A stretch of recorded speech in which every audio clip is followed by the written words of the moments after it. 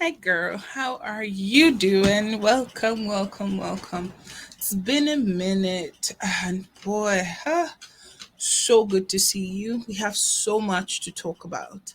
So let's get started. Hello. How was your weekend? I hope you enjoyed class yesterday. I did. I know that I did enjoy class yesterday. Let's talk. From Miss to Mrs. Let's talk about marriage and getting married. Well, if you're married already, we kind of need you to listen so you can tell us how it's going on your end. And if you ain't married yet, please try and listen to me and hear what I'm saying. Don't hear what I'm not saying, please.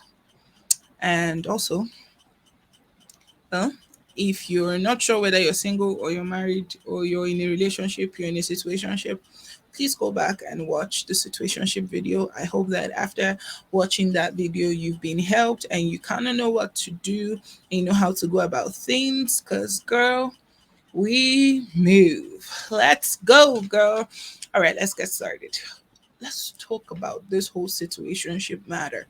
What exactly is a situationship? How on earth do people get into situationships? And what is the matter with people? What's the big deal about situationships? Can't we just, I don't know, be friends or not marry? Why do we even have to get married? Good question, girl.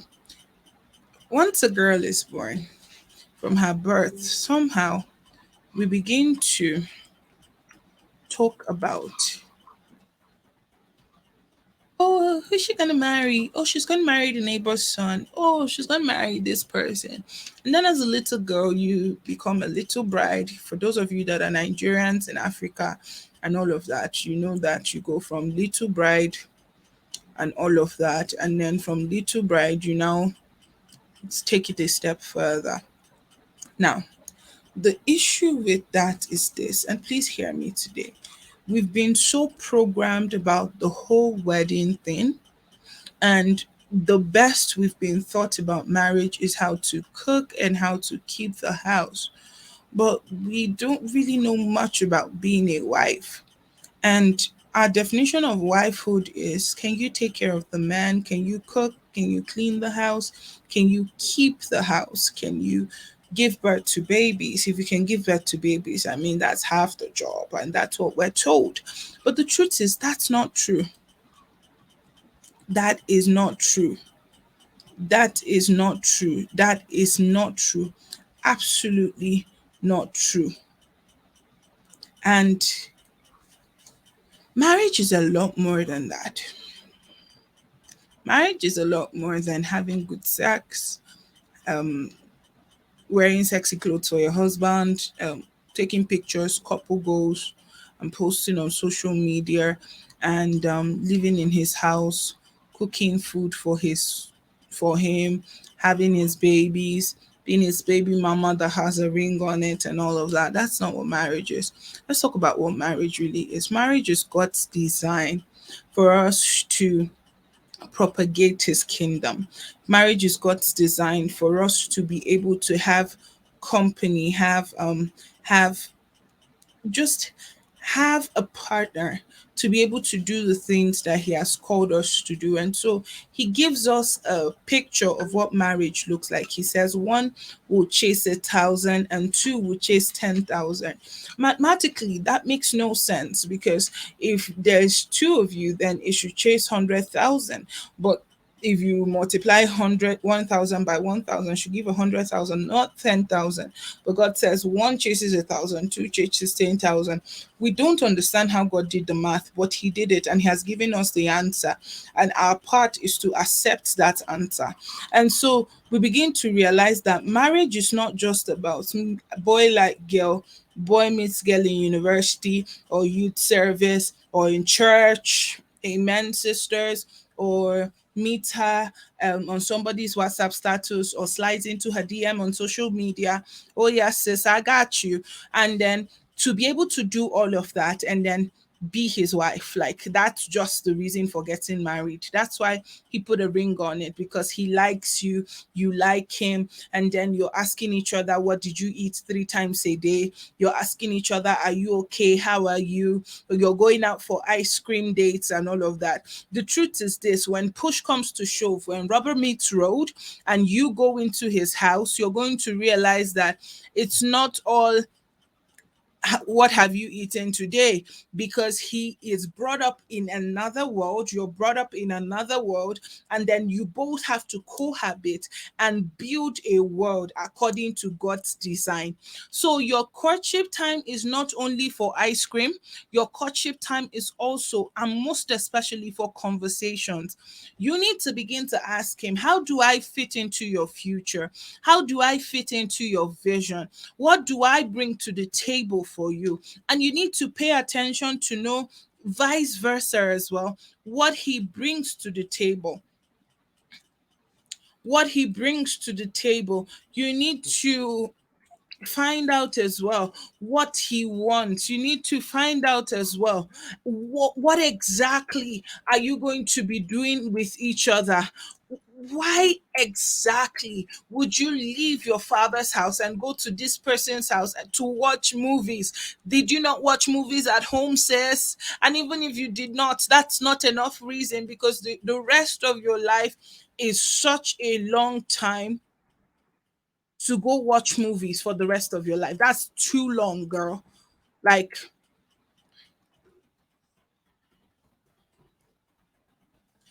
the rest of your life is such a long time to watch movies and hold hands and do and co in public. The rest of your life is a long time to bring children into a mess that we call marriage without a proper plan on how to take care of them, on how to be there for them, on how to love them, on how to care for them.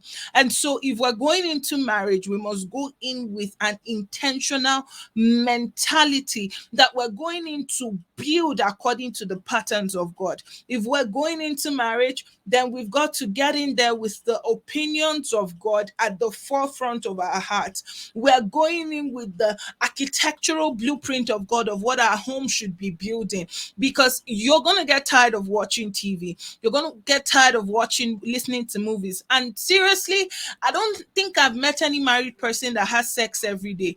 Like, that's just not cool. You know, but they don't do it. They don't.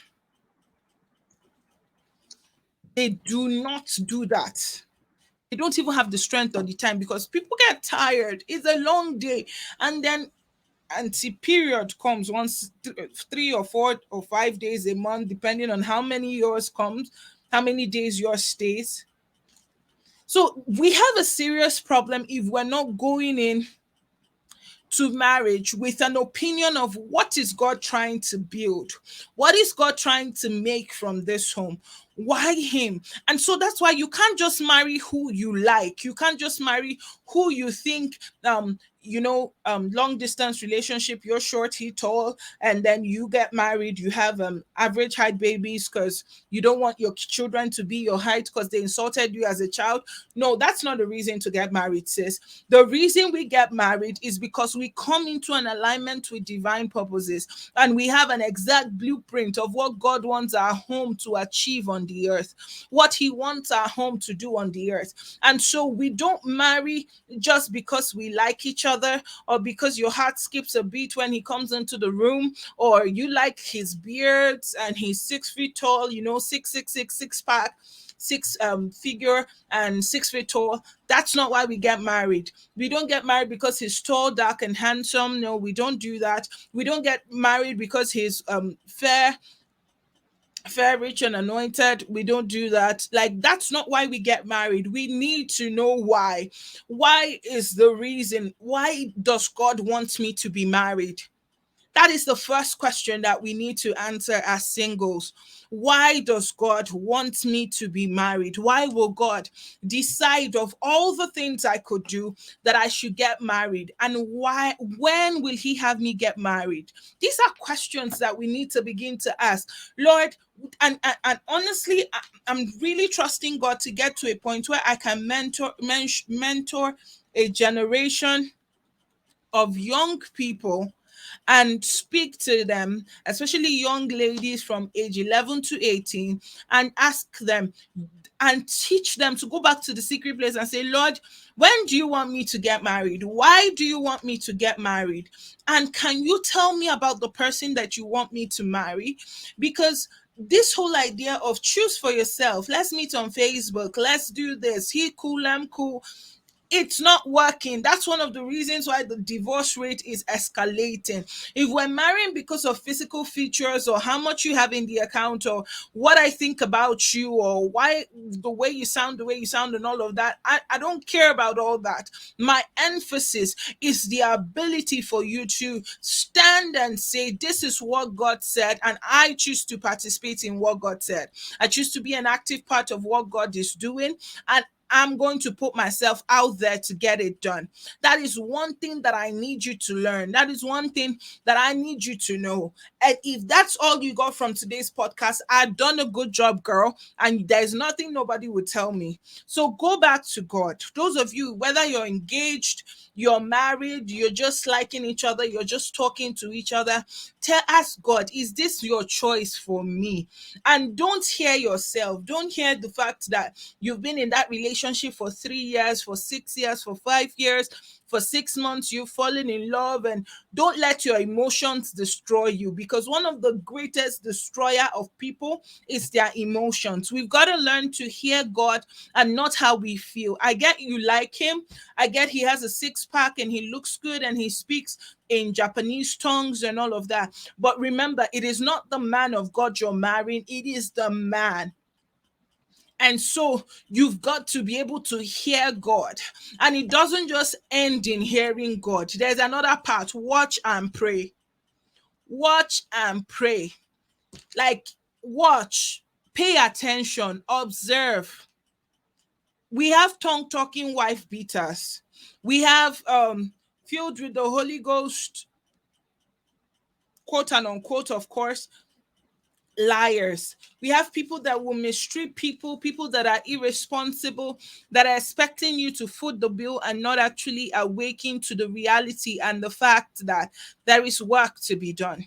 And so we've got to get to that place where we come into that understanding and that reality that, listen, I get that it's rough out there. I get that there's so much to be said.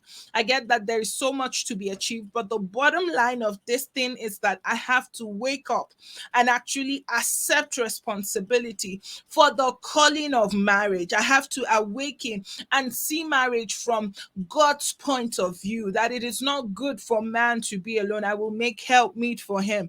And so while marriage is for companionship, marriage is for destiny, while marriage is for relationship, marriage is actually for God first.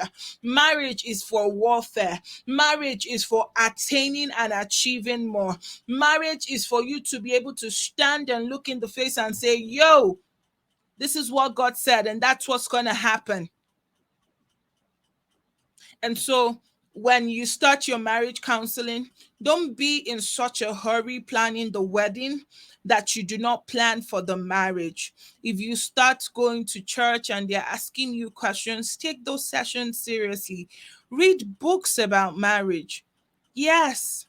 Relationship Goals is a great one by Mike Todd.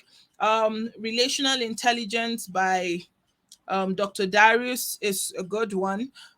Created to be a Helpmeet by Debbie Pearl is a good one. Get books, get knowledgeable. Don't just think that marriage is going to fall off the roof and everything is going to be fine. There's going to be differences. Remember, we talked about conflict last week, and I told you that as long as human beings are involved, there will be conflict. So the fact that you had an argument is not a reason to pack your bags and go to your father's house. I'm going to end with this very funny story. A lady that is, by the way, doing great now in her marriage, but at the beginning, she'd heard so much of some of our leaders say things like, I've been married for 30 years and my wife and I have never had an argument, we've never fought, and all of that. And so she got married, and in her father's house, they take the paste from the bottom. Her husband grew up in a family that nobody cares where you get the paste from. And so the morning they were brushing their teeth, and uncle presses from the middle, and auntie's like, no, no, don't do that, don't do that, that's not how we do it in our house. And uncle is like, calm down. And she's like, no, don't, I'm not coming down. This is a serious matter.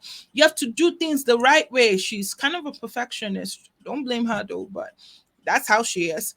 And it leads to an argument. And from the honeymoon suite, auntie, uncle is taking his bath, and he's hearing boxes hitting the ground and all of that. And then he's like, what's going on? He comes out and he sees his wife packing her bags. Where are you going to?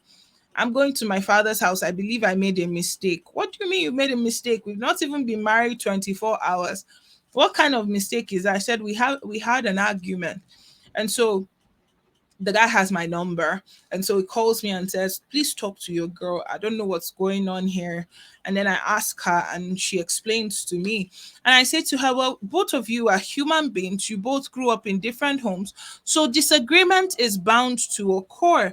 Disagreements are normal, disagreements are okay, they are healthy as long as they are handled right.